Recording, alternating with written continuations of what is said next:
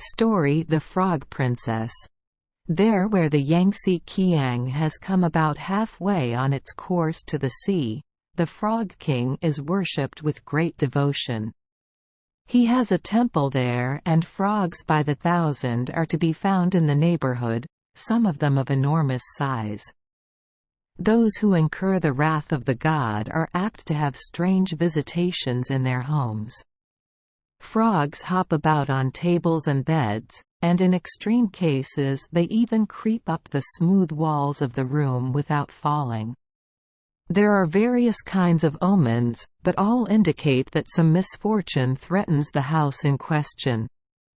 Then the people living in it become terrified, slaughter a cow and offer it as a sacrifice.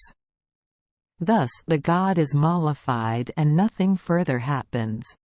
In that part of the country there once lived a youth named Xia Kung Shang. He was handsome and intelligent. When he was some 6 or 7 years of age, a serving maid dressed in green entered his home. She said that she was a messenger from the Frog King, and declared that the Frog King wished to have his daughter marry young Xia. Old Xia was an honest man, not very bright, and since this did not suit him, he declined the offer on the plea that his son was still too young to marry. In spite of this, however, he did not dare look about for another mate for him. Then a few years passed and the boy gradually grew up.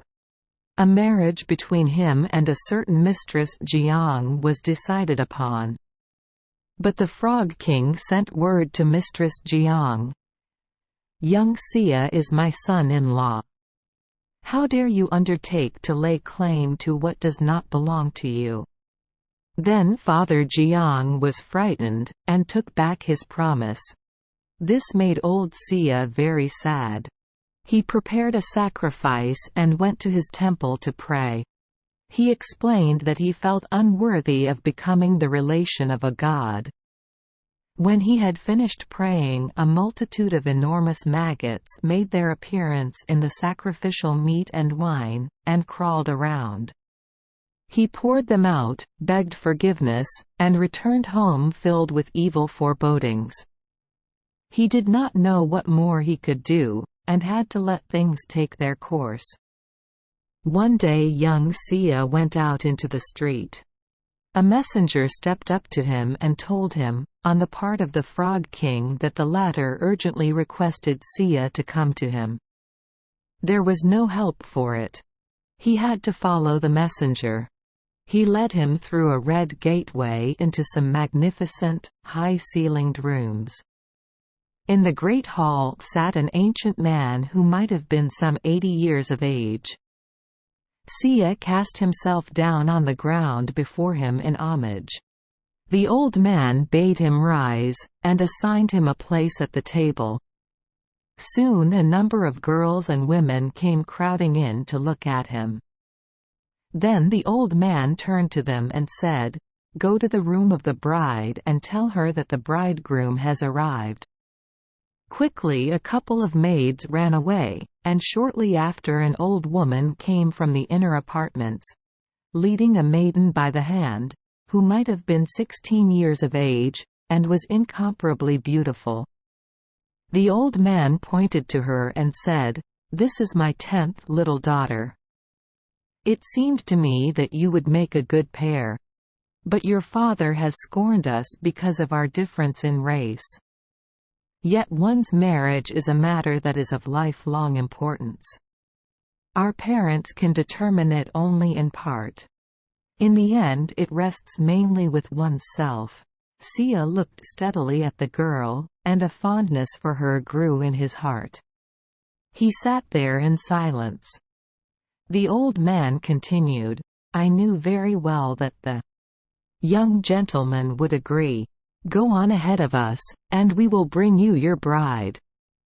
Xia said he would, and hurried to inform his father. His father did not know what to do in his excitement. He suggested an excuse and wanted to send Xia back to decline his bride with thanks. But this Xia was not willing to do. While they were arguing the matter, the bride's carriage was already at the door. It was surrounded by a crowd of green coats, and the lady entered the house, and bowed politely to her parents-in-law. When the latter saw her, they were both pleased, and the wedding was announced for that very evening. The new couple lived in peace and good understanding. And after they had been married, their divine parents-in-law often came to their house. When they appeared dressed in red, it meant that some good fortune was to befall them. When they came dressed in white, it signified that they were sure to make some gain. Thus, in the course of time, the family became wealthy. But since they had become related to the gods, the rooms, courtyards and all other places were always crowded with frogs. And no one ventured to harm them. Xia Kungshang alone was young and showed no consideration. When he was in good spirits he did not bother them, but when he got out of sorts he knew no mercy, and purposely stepped on them and killed them. In general, his young wife was modest and obedient. Yet she easily lost her temper. She could not approve her husband's conduct. But Xia would not do her the favor to give up his brutal habit. So she scolded him because of it, and he grew angry. "Do you imagine," he told her, "that because your parents can visit human beings with misfortune, that a real man would be afraid of a frog?" His wife carefully avoided uttering the word frog, hence his speech angered her, and she said, "Since I have dwelt in your house, your fields have yielded larger crops, and you have obtained the highest selling prices. And that is something after all. But now, when young and old, you are comfortably established, you wish to act like the fledgling owl, who picks out his own mother's eyes as soon as he is able to fly." Xia then grew still more angry and answered, "These gifts have been unwelcome to me for a long time, for I consider them unclean. I could never consent to leave such property to sons and grandsons. It would be better if we parted at once." So he bade his wife leave the house, and before his parents knew anything about it, she was gone. His parents scolded him and told him to go at once and bring her back. But he was filled with rage, and would not give in to them. That same night he and his mother fell sick. They felt weak and could not eat. The father, much worried, went to the temple to beg for pardon. And he prayed so earnestly that his wife and son recovered in 3 days' time. And the Frog Princess also returned, and they lived together happily and contented as before. But the young woman sat in the house all day long, occupied solely with her ornaments and her rouge, and did not concern herself with sewing and stitching.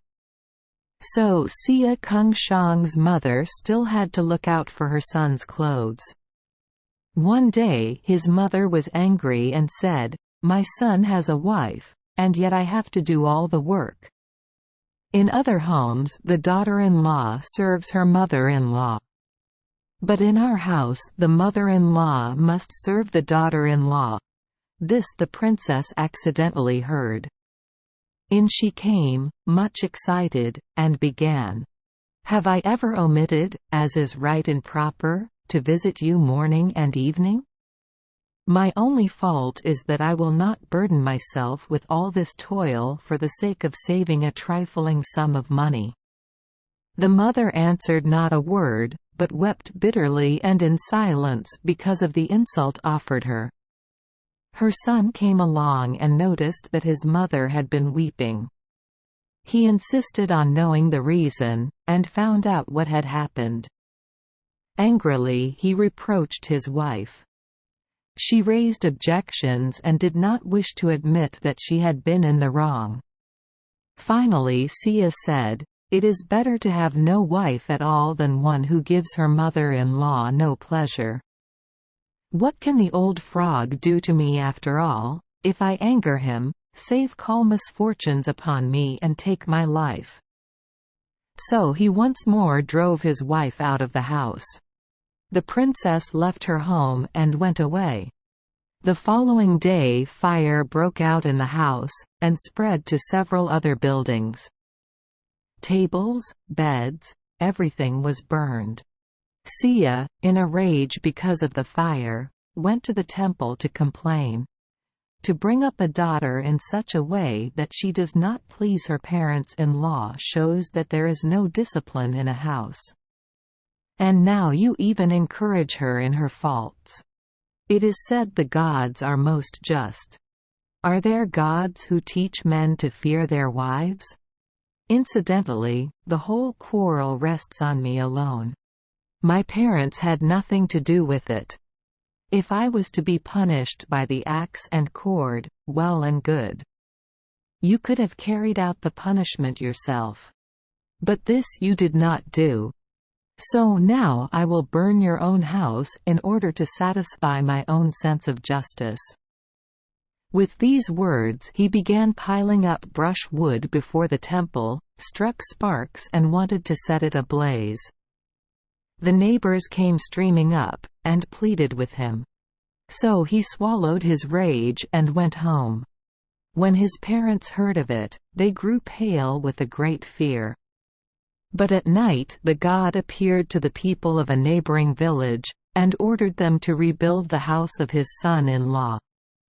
When day began to dawn, they dragged up building wood, and the workmen all came in throngs to build for Sia. No matter what he said, he could not prevent them. All day long hundreds of workmen were busy. And in the course of a few days all the rooms had been rebuilt, and all the utensils, curtains and furniture were there as before. And when the work had been completed, the princess also returned. She climbed the stairs to the great room, and acknowledged her fault with many tender and loving words. Then she turned to Sia Kungshang, and smiled at him sideways. Instead of resentment, joy now filled the whole house. And after that time the princess was especially peaceable. 2 whole years passed without an angry word being said. But the princess had a great dislike for snakes. Once, by way of a joke, young Sia put a small snake into a parcel, which he gave her and told her to open. She turned pale and reproached him. Then Sia Kungshang also took his jest seriously, and angry words passed. At last the princess said, "This time I will not wait for you to turn me out. Now we are finally done with one another." And with that she walked out of the door. Father Sia grew very much alarmed, beat his son himself with his staff, and begged the god to be kind and forgive. Fortunately there were no evil consequences. All was quiet and not a sound was heard. Thus more than a year passed. Sia Kungshang longed for the princess and took himself seriously to task. He would creep in secret to the temple of the god, and lament because he had lost the princess. But no voice answered him. And soon afterward he even heard that the god had betrothed his daughter to another man. Then he grew hopeless at heart, and thought of finding another wife for himself. Yet no matter how he searched, he could find none who equaled the princess. This only increased his longing for her, and he went to the home of the Yuans, to a member of which family it was said she had been promised. There they had already painted the walls, and swept the courtyard, and all was in readiness to receive the bridal carriage. Sia was overcome with remorse and discontent. He no longer ate, and fell ill. His parents were quite stunned by the anxiety they felt on his account, and were incapable of helpful thought. Suddenly, while he was lying there only half conscious, he felt someone stroke him, and heard a voice say, "And how goes it with our real husband, who insisted on turning out his wife?" He opened his eyes and it was the princess. Full of joy he leapt up and said, "How is it you have come back to me?" The princess answered, "To tell the truth, according to your own habit of treating people badly, I should have followed my father's advice and taken another husband.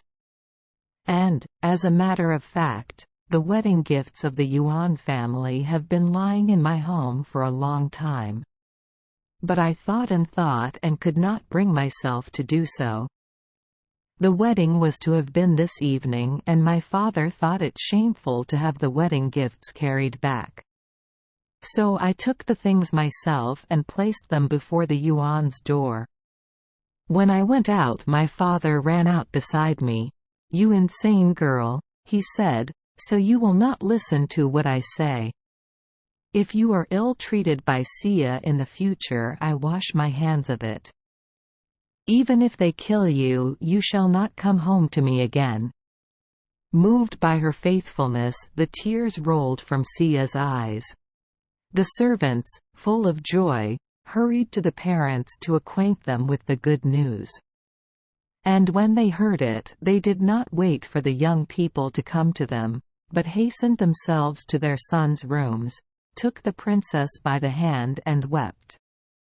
Young Sia, too, had become more settled by this time, and was no longer so mischievous. So he and his wife grew to love each other more sincerely day by day. Once the princess said to him, "Formerly, when you always treated me so badly, I feared that we would not keep company into our old age. So I never asked heaven to send us a child. But now that all has changed, and I will beg the gods for a son." And, sure enough, before long Sia's parents-in-law appeared in the house clad in red garments, and shortly after heaven sent the happy pair 2 sons instead of 1. From that time on their intercourse with the Frog King was never interrupted. When someone among the people had angered the god, he first tried to induce young Sia to speak for him, and sent his wife and daughter to the Frog Princess to implore her aid. And if the princess laughed, then all would be well. The Sia family has many descendants, whom the people call the Little Frogmen. Those who are near them do not venture to call them by this name, but those standing further off do so. Note: Little Frogmen, Wadish, is the derogatory name which the North Chinese give the Chinese of the South on occasion. Thank you for joining us for today's fairy tale. We hope these stories bring joy and meaning to your day. If you love our channel, please hit the subscribe button so you won't miss any exciting tales. Wishing you a good night and sweet dreams. See you in the next story.